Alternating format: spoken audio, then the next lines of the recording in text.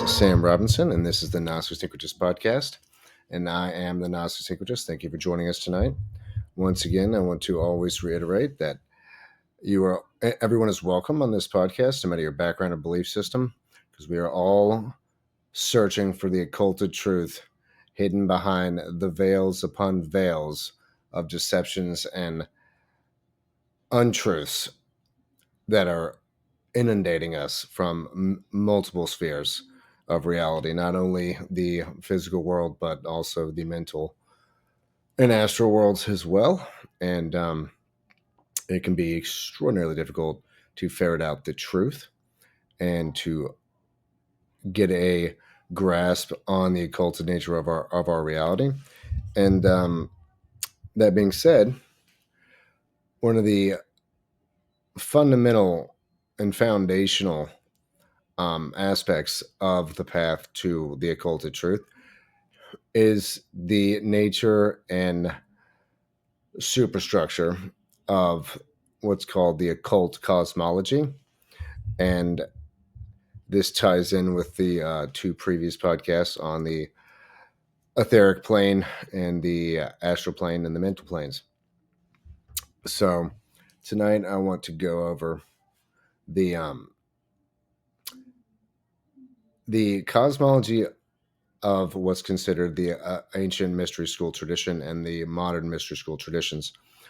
And this ties in deeply with the last two podcasts. So let's just go over some of the basics. We were talking about the nature of the etheric and astral planes in the last video. Well, this is the way the occult cosmology works, and the way a lot of occultism is typically structured, is according to a septenary schematic, or the sevening, the number 7. So there are 7 principles. There are 7. There are the 7 hermetic principles. There are the 7 human principles. There are 7 cosmic periods. There are 7 planes of reality, and then there are 7 subplanes for each one of those planes of reality. There are also the 7 root races, and there are 7 subraces for each one of these root races. Now, a root race is not what most people think of when they think of a race. It is when I say race, it really means a period of spiritual growth for part of the spiritual evolution of humanity within a certain period of that growth. So each root race is a period of psychospiritual development specific to, and it has specific growths within that period itself. And they are typically differentiated obviously into 7. So you have the Polarian epoch, the Hyperborean epoch, the Lemurian epoch, and then you have the Atlantean epoch, and the what's considered called the Aryan epoch. And then there are 2 more epochs after that, which will be the when the root races, the 6th and 7th root races, come into existence, which are not even anywhere near existence yet, and will develop out of the 5th subroot race of the Aryan root race, which is what we are in this point of development of the human species. So we live in the what's also called the 5th post-Atlantean epoch, according to Rudolf Steiner, but that is a much, much greater subdivision of the entirety of this scheme. So the scheme begins with the beginning of the Earth in the first, what's called Earth Incarnation, which is the Polarian epoch, when Earth was barely physical, wasn't physical whatsoever, really lived in a state of spiritual substance or matter, like basically astral matter. It was no longer in any sense physical at that point in time. And this is what's called, in this entire scheme, a period of involution, which is spirit falling into matter. And then evolution is considered to be when the matter evolves back into a spiritualized state after reaching peak materiality.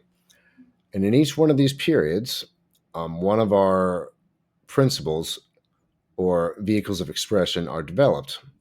And I'm going to go over that real quickly. So, in the Rosicrucian cosmology, they call these the Saturn period, the Sun period, the Moon period, the Earth period, and in the future it'll be the Jupiter period, the Venus or Venusian period, and the Vulcan period, which all these are very far away, these last three. We are in the fourth stage, the Earth period, which is the most materialized period of this entire cosmic scheme of evolution.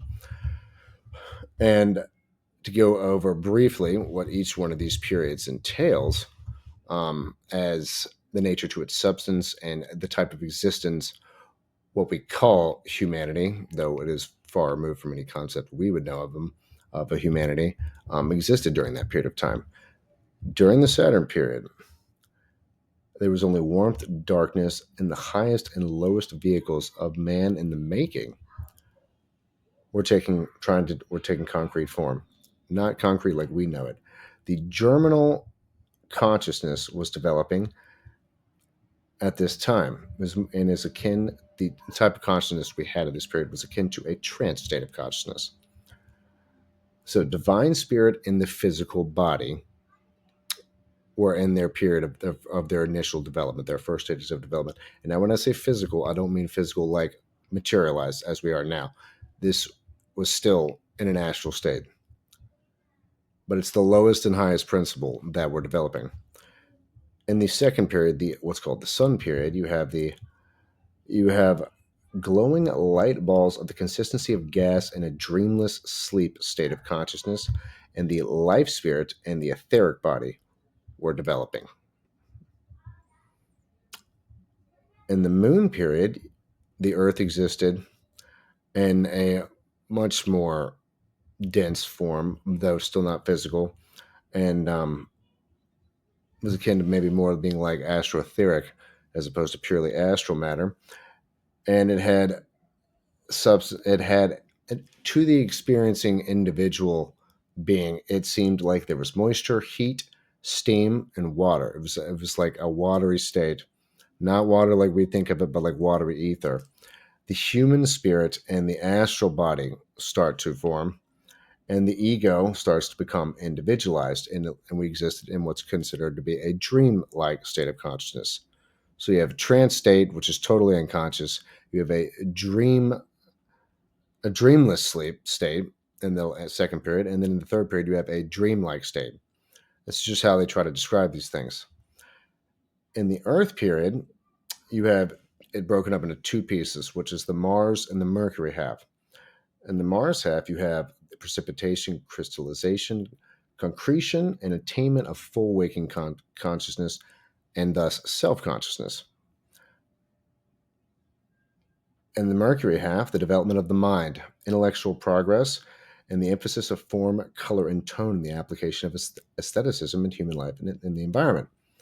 Now, we're going to briefly mention the next three periods, which we aren't even going to get close to these, so you know how far off these are. You have the Jupiter period, in which we would develop a form of universal altruism and love of humanity and universal brotherhood. And in the Venus period, beauty will reign in all departments of life, and the supremacy of perfection of form, color, and tone as essentials to expansion and amplification of self-consciousness in the all state of consciousness.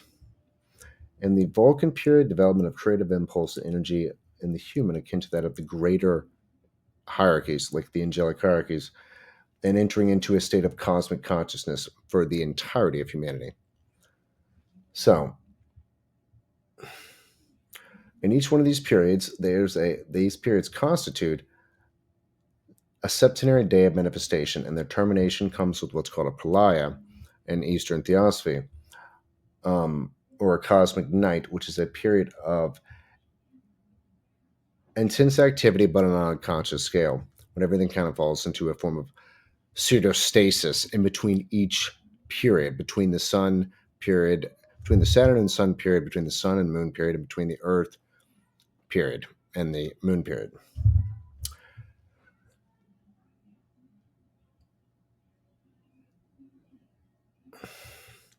Every one of these 7 periods is dual, as everything is dual in nature, for they relate to the 7 stages of development of the solar system and also to the 7 stages of development of our actual Earth.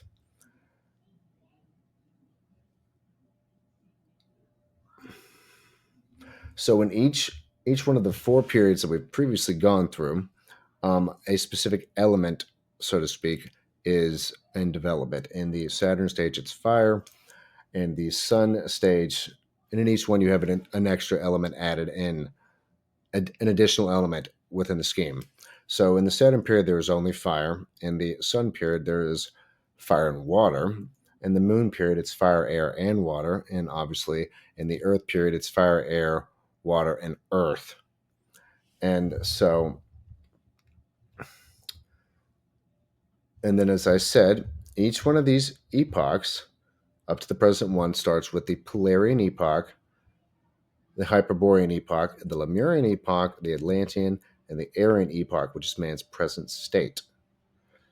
Okay, so as we have stated, the nature of occult cosmology is absolutely and completely fundamental to understanding where we came from, our actual occult history, as opposed to some sort of new age or ancient alien teachings of our history, which is all nonsense and erroneous and pseudo occult, if not totally exoteric in general. So the majority of people I've run across have not even the remotest introduction to these kinds of teachings, for they're really not in a whole lot of books, to be honest. They're in The Secret Doctrine, they're in Cosmic Memory by Rudolf Steiner, The Secret Doctrines by Blavatsky, they're in Max Heine's Rosicrucian Cosmic Conception, and they're in this book called Rosicrucian Fundamentals, an exposition of the Rosicrucian synthesis of science, philosophy, and religion, 1920. These 4 books are the 4 books that I know of that really actually go into depth, deep depth about any of these, um, in this entire superstructure of occult cosmology itself. And it is a cosmology. And it's very logical if you follow it and you read these books. Because everything, one, has to do with the number 7. Everything starts from a primeval, absolute, unconditioned, absolute essence, which falls into manifestation periodically and results in cosmic ideation and cosmic substance, or root pre-cosmic substance and pre-cosmic ideation, or mind, universal mind and universal matter. And in the East, this is called Prakriti, and I think Pradhana. And then in between the two, the thing that merges the two together is called Fohat, this kind of cosmic electrification principle that is the unifying principle, which, because everything also falls into threes, between mind and matter, between spirit and substance, because the two are always together. They are really the opposite sides of the same concept and principle. Spirit is simply matter is simply crystallized spirit, and spirit is simply extremely rarefied matter, so to speak. They're just greater or lesser degrees, if you can think of it that way. So, and then you fall into differentiation into the cosmos between these two principles, and they start to further differentiate and densify until you get down to obviously our solar system. And this occult cosmology really is only talking about the nature of our specific solar system, though as above, so below. You can analogize that these types of schemes must also likely apply to other solar systems, since the principles are likely the same, because as above, so below is the axiom of occultism to a large degree. It's corresponding. So, and then also this cosmology specifically follows the Earth incarnations of our specific planet, um, which is also referred to by its true name, which is Bhumi, Bhumi. Bhumi also has many incarnations, just like we also have many incarnations. And the Earth incarnations apply to us because as it goes from fully spiritualized matter into materialization, we are upon this planet in this Earth named Bhumi, and we also materialize along with the Earth. Thus, it is our natural state to be in a similar condition as the Earth itself. Since we're on it and we evolve with the Earth, we are in a similar state of densification and spiritualization or materialization, depending on what the Earth state is in. These are foundational concepts of occult cosmology, and without an understanding of our history, we can have no understanding of one where the dark occultists of the world want to take our concept of our own history away from us and replace it with some sort of um, genetic based social engineering by some sort of extraterrestrial race that created us, according to them, which really goes back to the Nazi occult concept of the planet of Aldebaran, which turned into ancient aliens eventually under Eric von Daniken, and on and on until we get to where we are now, where ancient aliens is on the History Channel of all things. So, but our true occult cosmology, according to the esoteric tradition, the occult tradition, the mysteries, is spirit involving itself in matter until it reaches the fourth round, or what's called the Earth period, which is the period we're in now. And the Earth slowly materializes from an astro spiritual substance to an astro etheric substance to an etheric substance to a semi etheric physical state and substance until it's fully materialized as dense matter. And even then, it still slowly crystallizes even further up until what's called the Atlantean period, which is a long time ago. And after that, you've reached peak materialization. And at the end of the Lemurian epoch, you have the Atlantean epoch. And the Lemurian epoch is when things first became physical. Not fully crystallized, but physical as we know it today. And then it further crystallized under the Atlantean period, and it's now slowly, ever so slowly, respiritualizing in its vibrational density. And during this fifth root race period, called the Aryan race period, of which we are in right now, and will be for some time. Um,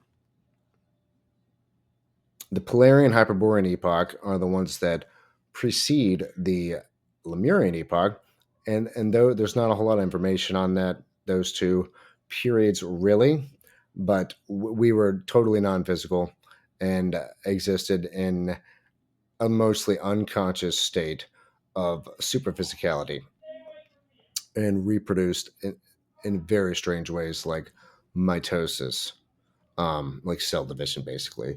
And then in another type of pseudo cell division where we split apart and then became two individualized halves of the exact same substance, and then redeveloped as the original substance in the second period. Now, in the first half of the Lemurian epoch, we were, so to speak, hermaphroditic. We had an aspect of both male and female, and we reproduced ourselves without sex. There was no sex. Sex did not exist until the halfway point of the Lemurian epoch, when the Earth became fully materialized for the first time, and the hermaphroditic being split into male and female, the male and female sexes that we know today. I know this sounds pretty wild, and I know I've gone over this before, but it always behooves us to go over it again because it's complicated, it's complex, and the nature of our true history is one of the most important, if just about sometimes not the most important in my mind, um, aspects that is being manipulated by dark occultists through their media empires of misinformation, to deviate us from our true spiritual evolutionary path. Because if you can rewrite our history for a lot of people to think that, one, genes matter more than anything else, which they're not even mentioned in the occult. Not kidding, they're not mentioned. And two, you can think that we came from, genetic engineers, aliens who literally created a set of apes, um, which, falls in line with the Darwinian concept of our ape evolution at the same time. If you can get people to believe that, you can get them to think that genetic engineering will make us like them, and thus you can bring them into the conceptual framework of transhumanism and merging with the machine engine and using genetic engineering with that. And that is absolutely the total inverse and opposition and de-evolutionary state that they want to bring us into. Make no mistake. In the occult cosmology, we will cease to be physical over time as we go into the future. We will become etherized. We will re-spiritualize and etherize. But if we merge with the minerals, which is what some people call it, remineralization phases of previous states of our existence, as older root races we're dealing with, we will devolve ourselves, and we will not be able to spiritualize and not be able to etherize along with the earth itself, because we will have drawn ourselves in too deeply into matter and further crystallization, because we will be merging with crystals, literally, basically, with the silicone and other types of tech-based minerals that they use to create these technologies and these human machine interfacing concepts, and as they try to go transhuman, we will not be capable of evolving if this occurs. So,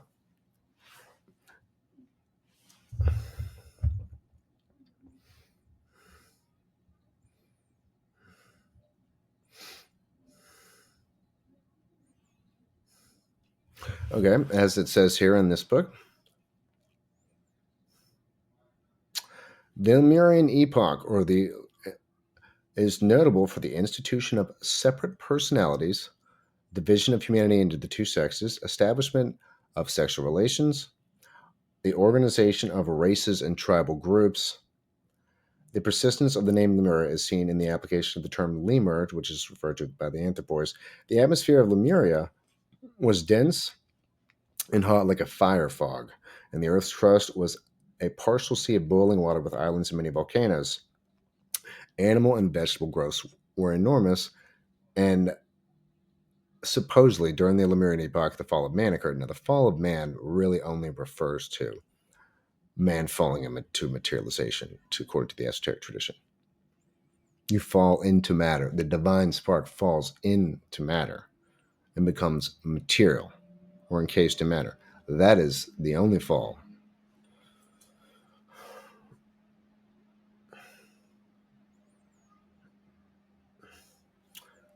In the Atlantean epoch, it was notable for great climatic conditions. Midway between the icy polar region and the hot volcanic southern region, the atmosphere was a thick, heavy fog through which the sun rarely shone, which is why some people call this a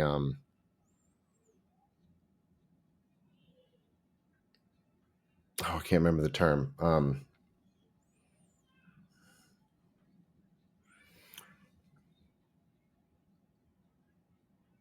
I can't remember it. Archaics talks about a lot. Anyway, there was a heavy, dense fog during the Atlantean epoch. Man was much larger than he is now, but he had very little forehead or frontal brain. He had huge arms and legs and did not walk as much as more he leaped. And the ego was not yet entirely withdrawn yet, and only the beginnings and rudiments of the mental body were coming into existence. The mind and intellect really only just started to exist in a germinal state during the Atlantean epoch. And as you go through the Atlantean epoch, and as the multiple subraces of the Atlanteans progress, intellect becomes greater and greater while their psychic abilities diminish, their natural psychism and ability to control the life force. And to backtrack a little bit, during the Lemurian epoch, they were purely on based in instinct.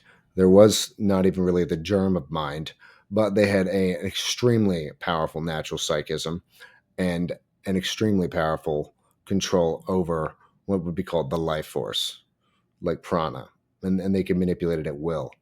But and the will was developing, but they didn't think about it. It was basically done almost instinctive or intuitively, as opposed to them coming up with a plan or scheme, thinking it out, and then applying their power to it. They applied it intuitively. It's a totally different state of consciousness.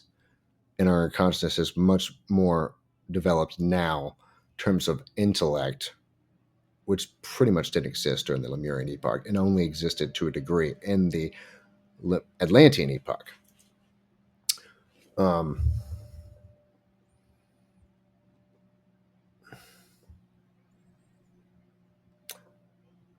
the Atlanteans developed mind, especially in the aspect of being cunning or clever. This is the term always used when it comes to the Atlanteans. They also developed memory and attained the rudiments of language, which was carried out to a much greater degree of development during the beginning of the Aryan epoch and the first Aryan root races.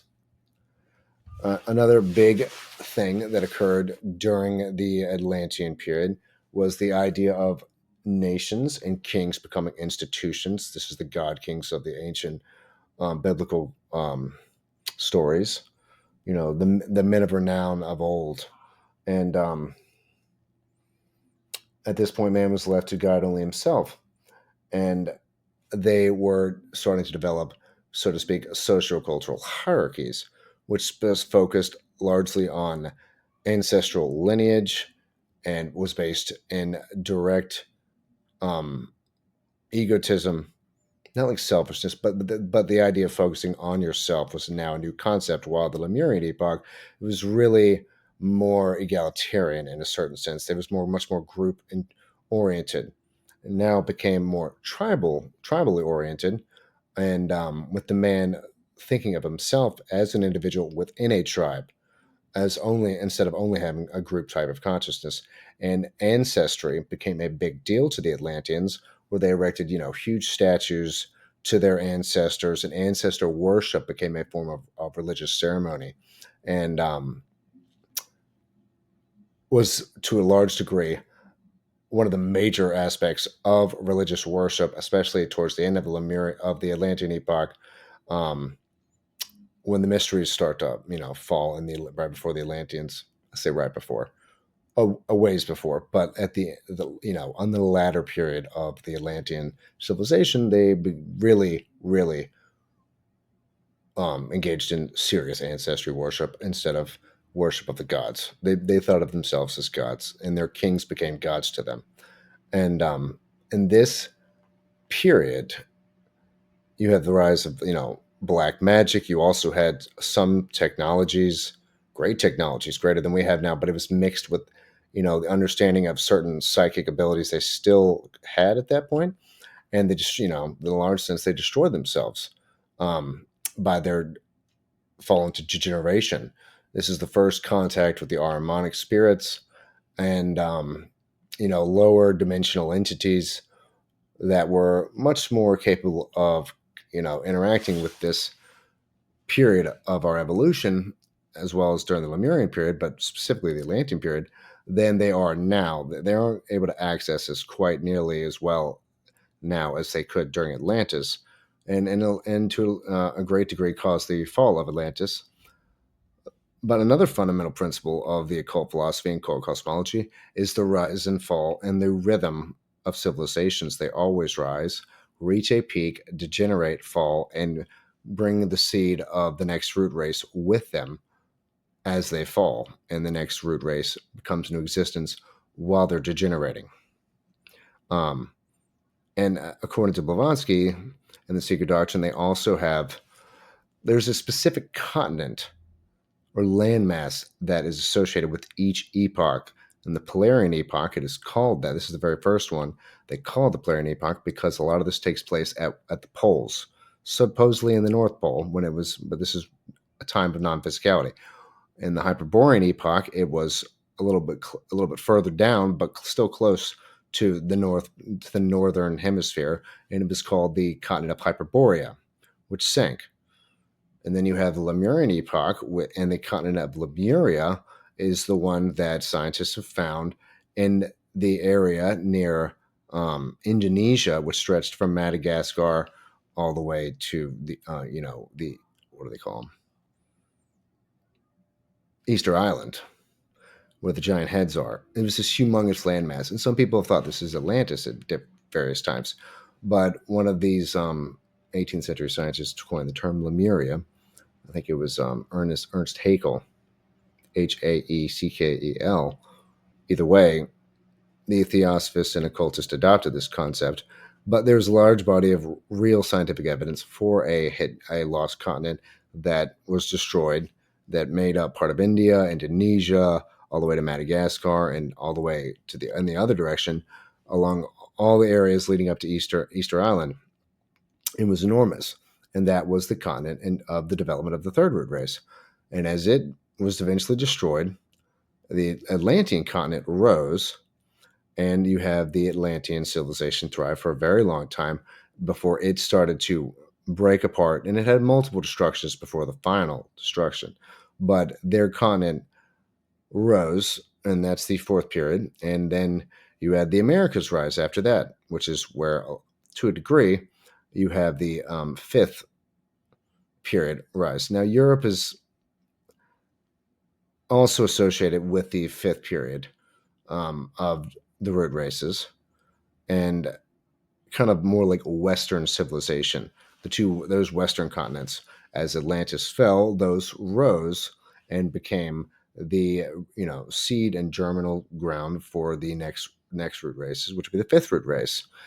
And so this is a concept within occult cosmology, but there is a specific physical continent or landmass for each developing root race, which is really a stage of psychospiritual development where one of our principles becomes the primary um, ground for development. So in the Lemurian, it was the will and the idea of propagation. In the Atlantean period, you saw the germinal and state of mind being developed. The mental body started its development, and the physical body came into extreme prominence. By the end of it, the mind is starting to take over. So in the fifth, we have the rise of reason, intellect, logic. But each one of these is at the loss of a previous theme. So the Lemurians were highly psychic, and the Atlanteans were partially psychic. But to gain mind, you had to lose psychism. That development kind of falls off. So you don't get both fully back until much later stages. But it's like a bell curve, and on the other end, in the sixth and seventh root races, we will regain our psychic abilities while also maintaining reasoned logic and mind simultaneously. So you get them back, but you can have not one without the other, and thus, kind of like an alchemical principle, um, you have to sacrifice one to gain the other until you eventually get the other one back in the future once this one's developed. So there's always a give and take, a push and pull, of polarity and rhythm, and these cycles of development across the earth, across human spiritual development. This is just a reoccurring theme over and over and over again. So, and then this book goes into different Atlantean races, which I'm not going to go into, but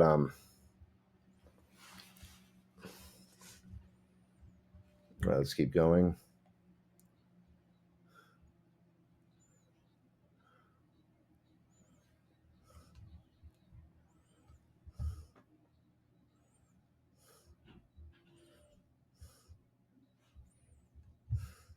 So, another one of the things we were talking about on the previous podcast that ties in with this occult cosmology are the seven principles, which I have gone over multiple times, but it always is good to do it again.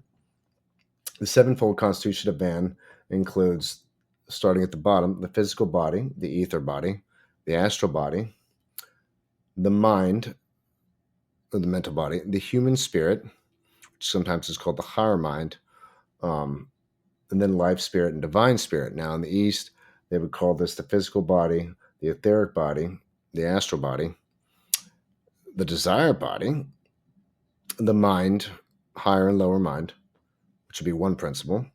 And then you have what's called the spiritual soul and pure spirit, the divine spark. It's really all the same, but there's always seven. And in each one of these periods, one or two of them are picked and developed. And then in the next ones are developed so that nothing is neglected in nature. Everything eventually comes to fruition. But it is an incremental and gradual development over long periods of time because nothing in nature moves and jumps or starts typically, unless it's some sort of like cataclysm. But um,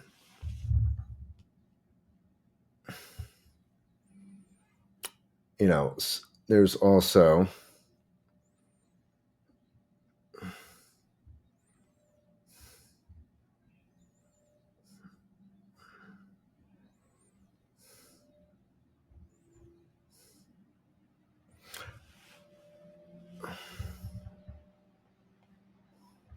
shit.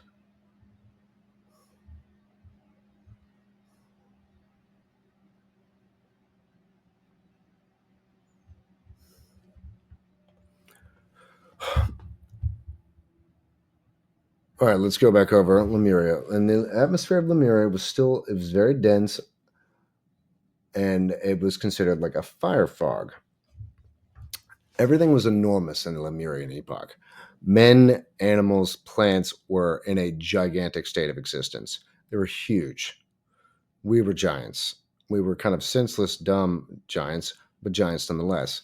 We were also the giants spoken of in the Atlantean period.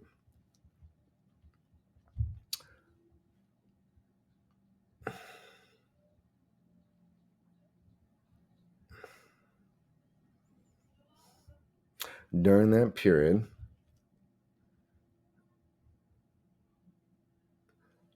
he was very much an unconscious being, and he didn't know much of his at birth of his body. He really knew nothing. He could not really see, but he did perceive with his psychic senses.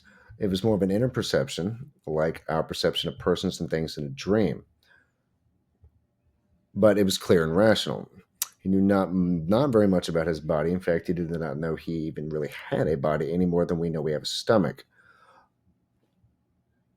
Similarly, did the body of the Lemurian serve him excellently, although he was unaware of his existence. Pain became the means of making the Lemurian root races aware of their bodily existence. They were trying to draw them out of their overly spiritual state at that point. Now that they were becoming materialized, they had to awaken this concept of materialization within them through pain. And accordingly, their cultures had the men go through extreme um, training with pain. Pain was the means of making him aware of his body and of the world around him. And at this time, the periods of propagation were performed at stated times of the year when the lines of force running from planet to planet were focused at proper angles. Thus, the creative force encountered no obstruction and particularly was painless. Man was unaware of birth because at this time he was as unconscious of the physical world as he is now during sleep, but he was within it.